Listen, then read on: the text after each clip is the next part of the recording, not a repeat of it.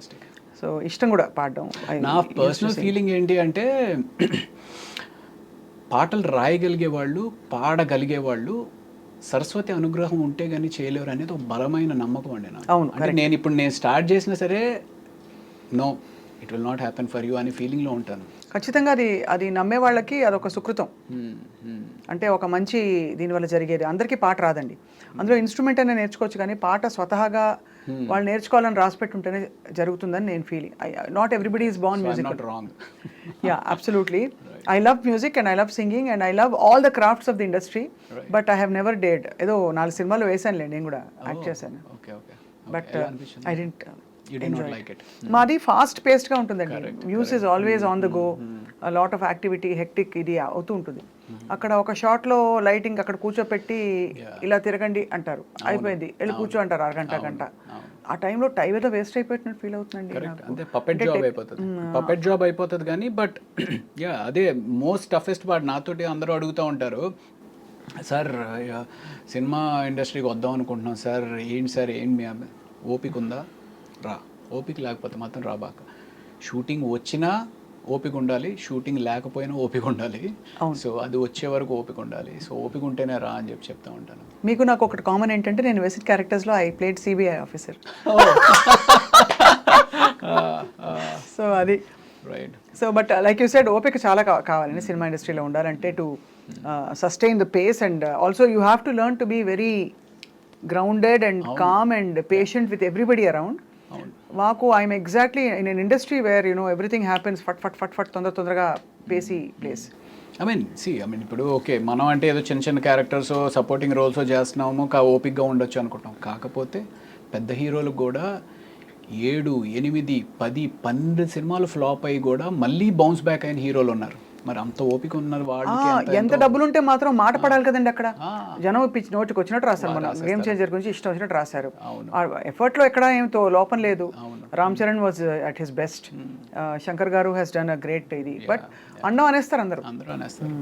నాకు రామ్ చరణ్ గారితో I have one wonderful experience. నేను ఆచార్య సినిమా చేశాను, ధృవ ఒకటి చేశాను, ఆచార్య ఒకటి చేశాను, అండ్ బ్రూస్లీ ఒకటి చేశాను. అందులో ఆచార్య షూటింగ్ చేసినప్పుడు మేము మారేడుమిల్లి షూట్ చేస్తున్నాం అనమాట.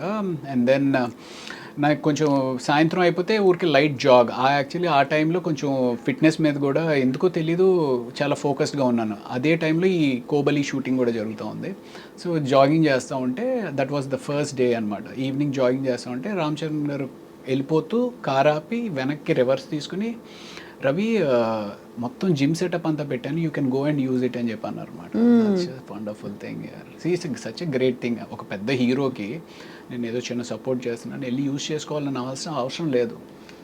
అది కూడా చిరంజీవి గారు కూడా అదే టైంలో వర్కౌట్ చేస్తూ ఉన్న టైంలో వాళ్ళ నాన్నగారు డిస్టర్బ్ అవ్వచ్చు నేను వెళ్ళడం వల్ల, but he did not think anything. వెళ్ళి చేసుకోమంటే ఎక్స్ట్రాడినరీ ఎక్స్పీరియన్స్. 12 రోజుల పాటు రోజు సాయంత్రం చిరంజీవి గారితో జిమ్ చేసుకున్నాను. అండ్ ఆ 12 రోజుల పాటు ఆ travel it self is a wonderful memory. It's a wonderful memory. ఇది కదా అసలు లైఫ్ అనిపిస్తుంది అంటే, when you travel with all these people that you love.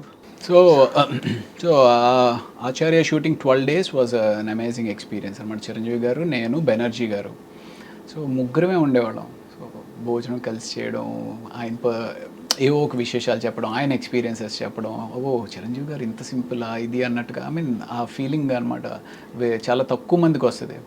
And మీరు ఎప్పుడైనా లైఫ్లో ఏదైనా మిస్ అయితే, అరే మిస్ అయిపోయింది అని బాధపడి, లేదులే ఇది మిస్ అయింది అంటే ఇంకా మంచిది వస్తుంది అనేది ఎప్పుడైనా జరిగిందా మీకు?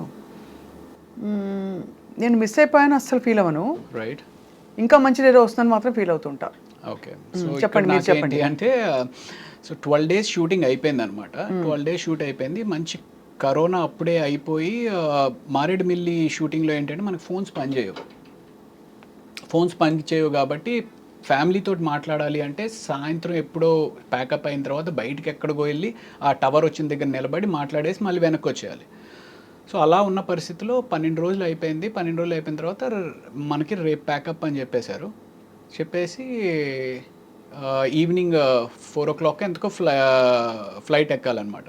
సో లేదు అదే రేపు అయిపోయినప్పుడు, సో నెక్స్ట్ డే 4 o'clockకి బయలుదేరిపోతున్నాం అన్నట్టుగా ప్రిపేర్ అయ్యి ఉన్నాం. ఆ రోజు ఏదో ప్రాక్టికల్ ఇష్యూ వల్ల షూట్ కంప్లీట్ అవ్వాలి. కంప్లీట్ అవ్వకపోయేటప్పటికి ఇంకొక 1 డే ఆ లొకేషన్ ఏదో ఫైనలైజ్ అవ్వాలి, ఇంకో 2 days ఏదో ఉండాల్సి వస్తుంది పరిస్థితి అన్నట్టుగా చెప్పారు. అరే ఇప్పటికే 12 రోజులు అయిందిరా, సరిగ్గా ఫోన్ కూడా మాట్లాడుకోలేకపోతున్నాము, ఇంటికి వెళ్ళిపోదాం అనే ఒక మైండ్ ప్రిపేర్ అయిపోయి ఉంది అని చెప్పి డల్గా అలా నన్ను నేను జిమ్కి కూడా వద్దులే అనుకుంటూ సరేలే అనుకుంటే ఈడ్చుకుంటా నా బాడీని తీసుకుని వెళ్ళి ఆ జిమ్లో పెట్టాను.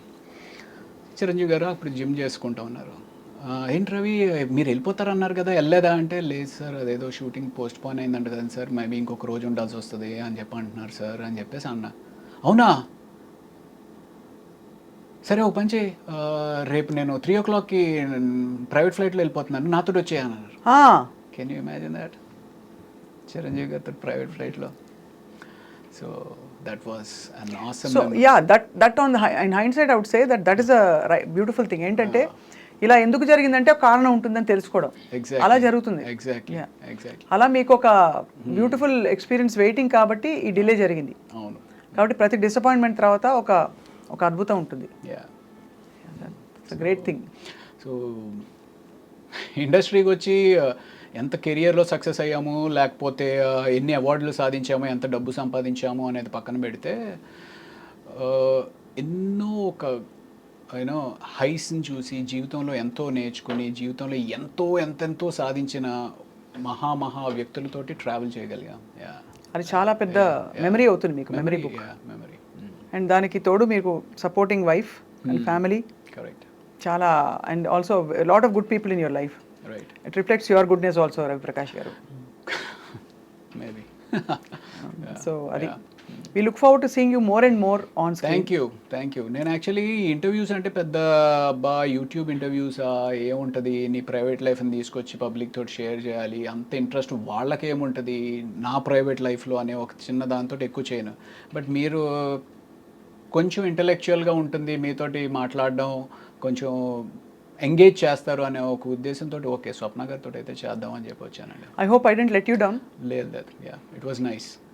ఏదో అంటే ఐఏఎస్ ఎగ్జామ్కి వచ్చినట్టు నా వర్క్ ఈ ప్రశ్నలు అడిగేసేసి అయిపోతే నేను వెళ్ళిపోతే ఆయన కూడా వెళ్ళిపోతారు అనేది కాకుండా, you know everything is an entertainment, everything is a craft, even interviewing is a craft. Absolutely. అవును, మనం ఎవరైతే ఇంటర్వ్యూ చేస్తున్నామో ఆ వ్యక్తితోటి మనం నిజంగానే కనెక్ట్ అయ్యి ఆ కనెక్షన్తో ఎంగేజ్ ఆడియన్ని చేయగలిగితేనే ఇంటర్వ్యూ బాగున్నట్టు.